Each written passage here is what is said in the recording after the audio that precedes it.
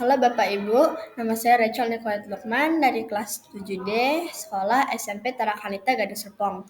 Hari ini saya akan mempresentasikan proposal T2RC saya yang berjudul Identifikasi Mikroplastik pada Yogurt Stick. Plastik kita gunakan setiap hari. Kita menggunakan plastik untuk banyak hal seperti kemasan makanan dan minuman. Plastik dapat mendalam menjadi partikel-partikel kecil yang kita sebut sebagai mikroplastik. Mikroplastik dapat kita temukan dalam makanan dan minuman, bahkan dalam tubuh manusia dengan ukuran dari 1 sampai 10 mikrometer. Salah satu cara agar mikroplastik dapat masuk ke dalam tubuh manusia adalah dengan makanan yang kita konsumsi. Dari beberapa kasus sebelumnya ditemukan mikroplastik pada ikan bandeng, kepiting, susu, jajanan anak sekolah, bahkan pada air minum. Dari hasil pengamatan yang saya lakukan, jajanan yang banyak siswa-siswi SMP Tarakanita Gading Serpong beli adalah es krim dan yogurt. Rumusan masalah. Apakah terdapat mikroplastik pada yogurt stick yang dijual di warung sekitar sekolah SMP Tarakanita Gading Serpong? Hipotesis 0. Yogurt stick yang dijual di warung sekitar sekolah SMP Tarakanita Gading Serpong mengandung mikroplastik. Hipotesis 1. Yogurt stick yang dijual di warung sekitar sekolah SMP Tarakanita Gading Serpong tidak mengandung mikroplastik. Tujuan penelitian ini adalah untuk mengetahui kandungan mikroplastik pada yogurt stick yang dijual di sekitar warung sekolah SMP Tarakanita Gading Serpong. Manfaat penelitian ini bagi siswa-siswi Tarakanita Gading Serpong adalah untuk mendapatkan pengetahuan mengenai mikroplastik. Manfaatnya bagi penelitian lebih lanjut dan bagi sekolah adalah untuk kemajuan penelitian kandungan mikroplastik pada berbagai jenis makanan.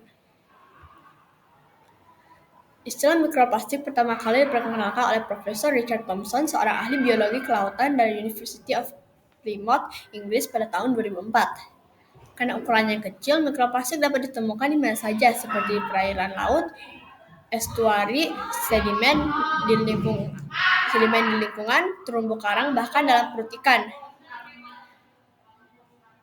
Dan bahkan peneliti terbaru menemukan kandungan mikroplastik dalam darah manusia.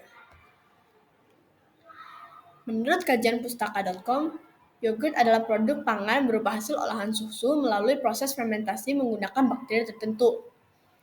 Kombinasi bakteri tersebut berfungsi untuk mengubah laktosa atau gula susu menjadi asam laktat yang berakibat pada penurunan pH dan terbentuknya gumpalan disebabkan oleh koagulasi protein susu oleh asam sehingga menghasilkan cita rasa yang khas.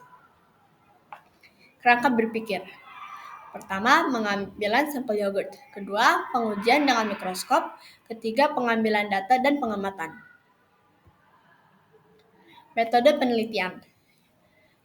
Penelitian dilakukan di Laboratorium Biologi SMP Tarakanita Gading Serpong dari bulan November sampai bulan Desember. Alat dan bahan. Alatnya adalah Erlenmeyer, timbangan analitik, sendok, gelas ukur, spatula, inkubator, pipet tetes, pipet ukur, kaca preparat, cover glass, gelas beker, tabung reaksi, dan mikroskop. Bahannya adalah yogurt merek Yogstick, Dove, dan My Healthy, NaCl, KOH, aluminium foil, kertas saring Wattman nomor 42. Cara kerjanya. Pertama, menuangkan yogurt ke dalam Erlenmeyer, kemudian menambahkan larutan NaCl sebesar 4% dan dihomogenkan selama 30 menit, lalu mendiamkannya selama 24 jam. Selanjutnya, mengambil sampel pada lapisan paling atas dengan menggunakan pipet, kemudian mengidentifikasi menggunakan mikroskop pada perbesaran 40 kali. Pengambilan sampel yogurt yang kental dengan Erlenmeyer, lalu menambahkan larutan KOH sebanyak 6%, kemudian dihomogenkan dan menginkubasi selama 24 jam pada suhu 70 derajat Celcius. Menyaring sampel yang sudah diinkubasi dengan menggunakan kertas Wattman nomor 42. Selanjutnya mengidentifikasi dengan menggunakan mikroskop dengan perbesaran 40 kali. Terakhir, mendokumentasikan mikroskop dengan menggunakan kamera mikroskop atau OptiLab. Perhitungan kelimpahan mikroplastik dilakukan dengan membandingkan jumlah partikel yang ditemukan dengan sampel. Kelimpahan mikroplastik sama dengan jumlah partikel plastik dibagi dengan banyaknya sampel. Penelitian ini akan dilakukan dengan minggu pertama mengumpulkan sampel yogurt, minggu kedua menyiapkan alat dan bahan, minggu ketiga menguji dan melakukan pengamatan, minggu 4 menganalisis data dan membuat laporan. Demikian presentasi saya tentang yogurt, tentang mikroplastik pada yogurt. Terima kasih.